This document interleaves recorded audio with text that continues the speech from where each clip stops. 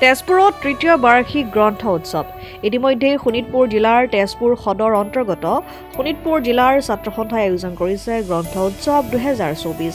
উল্লেখ্য যে তেজপুৰ নেহেৰু ময়দানত ছদিনীয়া কাৰ্যসূচীৰে অনুষ্ঠিত কৰা হয় গ্ৰন্থ উৎসৱ।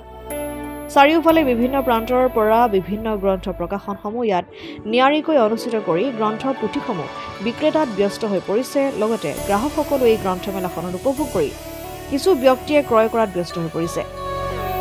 উল্লেখযোগ্য যে তৃতীয় বাৰ্ষিক গ্ৰন্থমেলাখনি শুকুৰবাৰে অৰ্থাৎ চতুৰ্থ দিনা কাৰ্যসূচীৰে কবিতা আবৃত্তিৰ অনুষ্ঠান চলি আছে আৰু সন্ধিয়াৰ ভাগত অনুষ্ঠিত হ'ব সাংস্কৃতিক সন্ধিয়া। শনিবাৰে কণ কণ ল'ৰা ছোৱালীৰ চিত্ৰাংকন প্ৰতিযোগিতাৰ লগতে অন্যান্য অনুষ্ঠান সম্পন্ন হ'ব।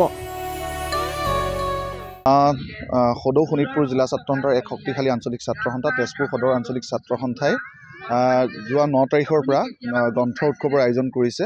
আমি তেখেতসকলক তেজপুৰ সদৰ আঞ্চলিক ছাত্ৰ সন্থাৰ প্ৰত্যেকজন বিষয়ৰ শুভেচ্ছা জ্ঞাপন কৰিছোঁ। যথেষ্ট গ্ৰন্থৰ বিপণী ইয়াত সমাগম ঘটিছে আৰু ৰাইজৰ ব্যাপক সঁহাৰি আৰু ইতিমধ্যে কবিতা আবৃত্তিকে ধৰি তৰ্ক প্ৰতিযোগিতা বিভিন্ন ধৰণৰ প্ৰতিযোগিতাসমূহ ইতিমধ্যে হৈ গৈছে আৰু আজি পাঠকসকলৰ যিটো আলাপ আলোচনা এই পাঠকসকলৰ আলাপ আলোচনা ইতিমধ্যে চলি আছে আৰু ছাত্ৰ সন্থাৰ যি গ্ৰন্থ উৎসৱৰ যিটো সংগ্ৰামৰ যিটো ধাৰাটো এই ধাৰাটো আমি ছাত্ৰ সন্থা আমি অব্যাহত ৰাখিম আৰু ৰাইজৰ যিটো ব্যাপক সঁহাৰি লগতে পাঠকসকলৰ যিটো আলাপ আলোচনাৰ যিটো পৰিৱেশ এটা আজি গ্ৰন্থপ্ৰেমী ৰাইজৰ একদম যি নেহৰু মৈদামখন বাকৰিখন খুব সুন্দৰ হৈ পৰিছে।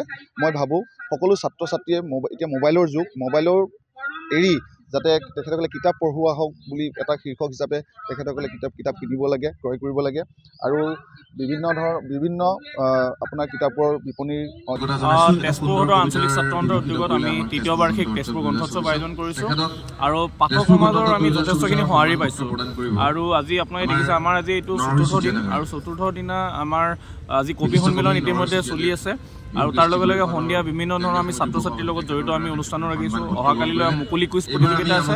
গতিকে বৰ বেছি বহলাই নকওঁ, সৰল ভাষাত ক'ব গ'লে তেজপুৰ গ্ৰন্থ উৎসৱত আমি তেজপুৰৰ পৰা বিশ্বজ্যোতি কলিতা ৰিপৰ্ট, ডেমক্ৰেটিক আছাম।